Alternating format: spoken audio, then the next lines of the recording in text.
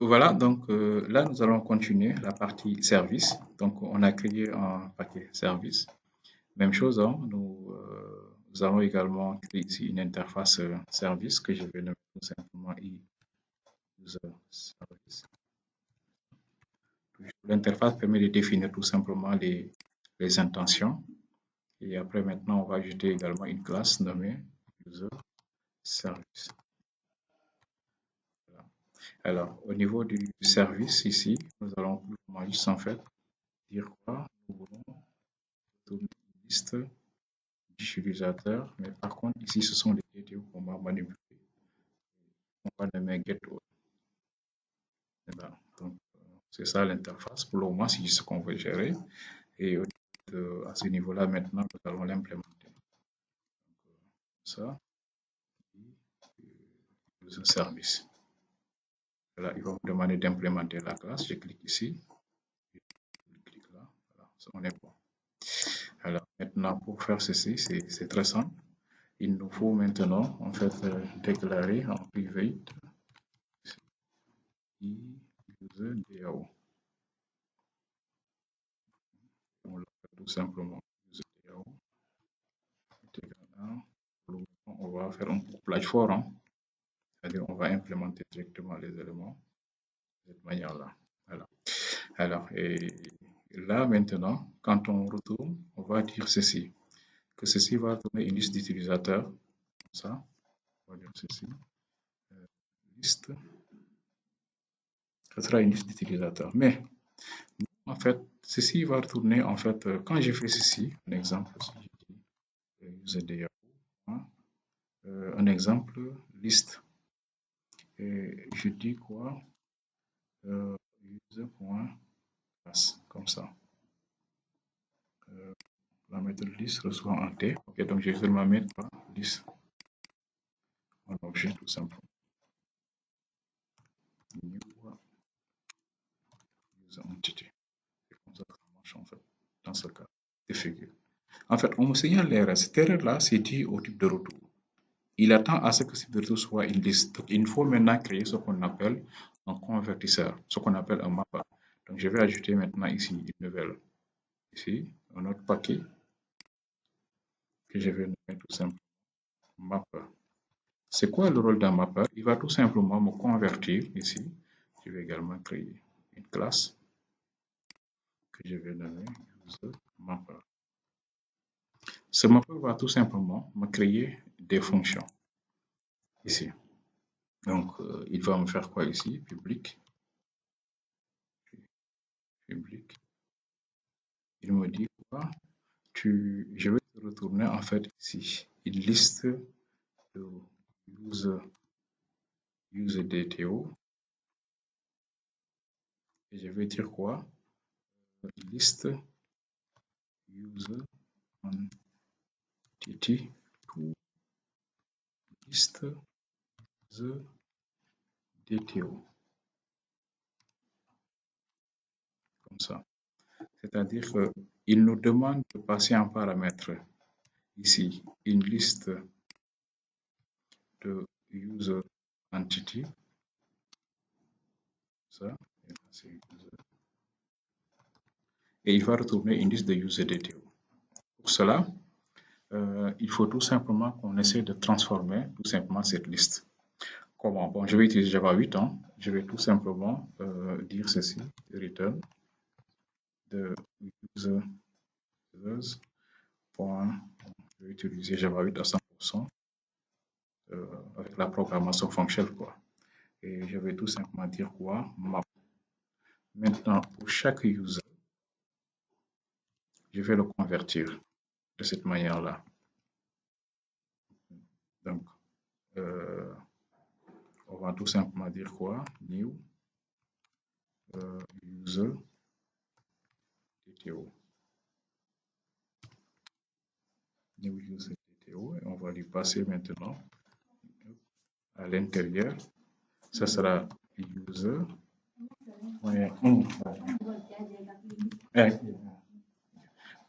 Get ID ici, première. Ensuite, user get get first name, ensuite user get last name, et enfin user.get email. Voilà. Voici la conversion qui est faite. Les maps permettent tout simplement de convertir. Une fois que c'est bon, on va maintenant lui dire quoi? Tout ceci maintenant, il faut le transformer maintenant en collection. Ici, collect, et on dit quoi? Collector, collector, point, to list. De cette manière. Ok. Alors, par contre, quand je regardais bien, mon map me dit quelque chose. Il me dit que, d'accord, entity, retour, il me demande de créer une fonction. C'est pas grave, c'est ce que je vais faire. Je vais tout simplement prendre tout ça. Je vais tout simplement prendre tout ceci. C'est très simple. Et je vais créer une fonction simple ici. Donc, je vais dire ceci, private. La fonction va retourner un user DTO. Je l'appelle tout user DTO. Et dans cette fonction, je vais lui demander quoi? Il reçoit un paramètre, un user entity. C'est juste comme ça. Voilà, là, ce sera un peu plus simple. Bon, je pouvais le faire de manière un peu plus facile, mais pas professionnelle quand même. Je préfère le faire de cette manière, comme ça va vous entraîner quand même à essayer de comprendre également cette technique de programmation, ce qu'on appelle la programmation fonctionnelle. Ok, donc je ferme. Voilà. Donc ceci veut dire quoi? Tu passes en paramètre un user, puis on va créer un objet user.data qu'on va retourner. Maintenant, cette fonction, c'est très simple. Qu'est-ce qu'il va me dire? Il va tout simplement maintenant dire que le map, ici, il va dire quoi? Je veux utiliser la fonction this user, DTO de user. Voilà. Change to return list. Ok. Par contre, il doit retourner une liste. Qu'est-ce qu'on peut faire? Qu'est-ce qu'on peut faire? Qu'est-ce qu'on peut faire?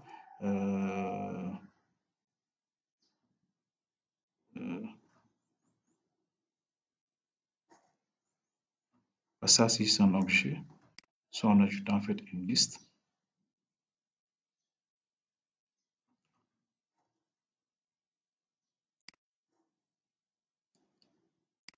Ok. Qu'est-ce qu'on je vais faire?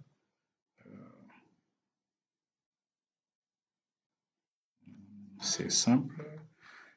Soit je crée une liste, ou bien, parce qu'il me demande tout simplement de transformer en fait un exemple comme ça, que la fonction soit en fait une fonction qui retourne une liste. Ah, ok. Apparemment, il y a un truc que j'avais loupé ici. Je ne sais pas ce que j'avais retourné en bas. C'était ça. Ah, c'était ça mon problème. Là, au lieu de TTO, j'avais mis ça. Ok, TTO. Ah, c'est ça qui sabotait. Donc, en principe, ce que j'avais fait même initialement était bon, parce que c'est ça que j'avais fait initialement. Comme ça. Et comme ça. Parfois, quand même, quand on programme, bon, il y a ces petites erreurs-là qui nous fatiguent souvent. C'est ça que j'avais fait. Et un point virgule. Ouais, mais là, quand même, il me recommande toujours de passer par ce que je viens de faire. Moi, c'est pas grave. Je vais laisser ça parce que même c'est la meilleure méthode. Parfait. Donc, vous voyez que c'est pas mal pour chaque utilisateur qui sera reçu. Par contre, après, il va me proposer quand même d'utiliser plutôt cette technique-là. Et ça, c'est mieux. Ce qu'on appelle en fait accès par référence. Comme ça c'est mieux. Vous avez vu que c'est plus simple. Ceci veut dire quoi? Pour chaque objet ZIS qui est récupéré, on va lui passer tout simplement à tout user. Il va faire la transformation. Et là également, il va me faire des propositions. Bon, c'est pas grave, ça c'est plutôt. Voilà. Donc, vous avez vu, le code est très propre et très simple pour le mapper, pour la transformation d'une liste vers une autre liste. Maintenant, je vais venir ici. J'en ai besoin. Ici, il y avait un petit souci. Je vais dire quoi? Et d'ailleurs, même en fait, cette fonction au niveau du mapper, euh, je vais le mettre en statique. Voilà, comme ça. Par contre, dans ce cas, si c'est statique, je ne pourrais plus utiliser ce genre de référence. Euh, je vais faire un CTRL Z, je laisse comme c'était. Je vais maintenant ajouter un statique.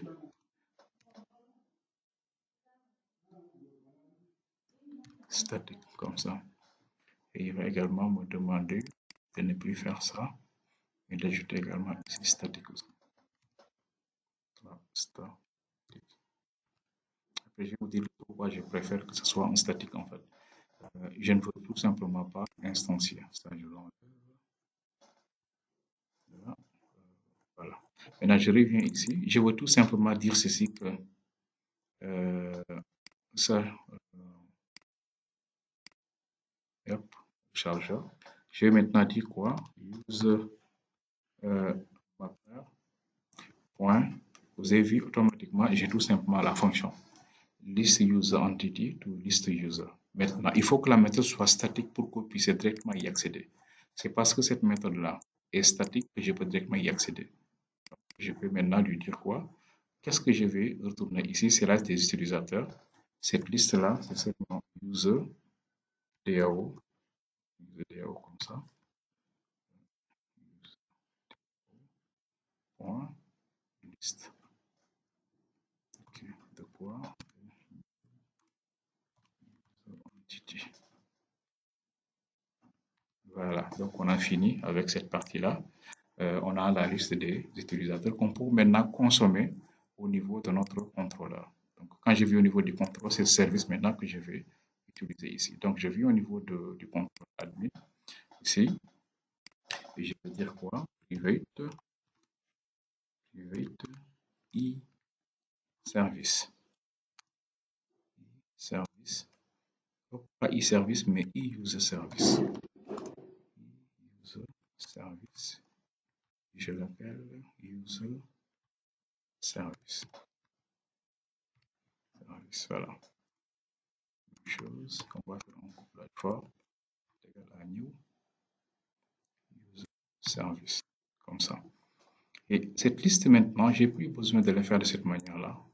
Ça, c'est verbeux. Je peux complètement en fait supprimer toutes ces données-là. Et je viens ici pour dire juste en fait ici, liste service. Point, comment est-ce qu'on l'avait appelé? Get all. C'est tout. Et que là, c'est plus simple. Je vais maintenant récupérer les données à partir de la base de données. OK. Alors, donc, on enregistre. On va essayer maintenant de redémarrer complètement le serveur pour voir un peu ce que tout ceci va donner. Donc, faire complètement le serveur. Pour le moment, le tableau est évident, la base de données est évidente. Donc, on va essayer de tester tout ça. Je redémarre l'application. Donc, vraiment, juste en fait, on teste. Une fois que le tableau est vide, on va maintenant insérer des données dans la base pour refaire le test. Et plus tard maintenant, il y aura également une nouvelle vidéo maintenant où je vais créer un formulaire pour l'ajout. Alors, donc là, on est bon. Je vais m'identifier. Et quand je viens ici au niveau de admin, pour moi, le tableau sera vide. Là, maintenant, il est en train de faire des traitements ici. Vous allez voir, il va se connecter à la base de données. Déjà, c'est à lui-même de créer la base. La base n'existait pas, il va le créer. Vous avez vu? Il est en train de se connecter. Par contre, il y a des soucis de connecter ici because value of someone cooperation event get session is nil. OK. Mapping. Également, il y a un petit souci au niveau de mapping entity avec first name. Voilà, donc je vais arrêter la vidéo. Ensemble, on va régler ce problème-là. En tout cas, il y a ce champ-là euh, voilà, qu'on doit revoir, le first name. Et après, maintenant, on va enchaîner. Mais déjà, il est en train quand même de voir un peu au niveau base de données si tout se passe bien. Et au niveau de la base, si on essaie de consulter, s'il y a quelque chose. Voilà, pour le moment, non. Voilà, donc j'arrête la vidéo et on essaie de gérer cette partie-là.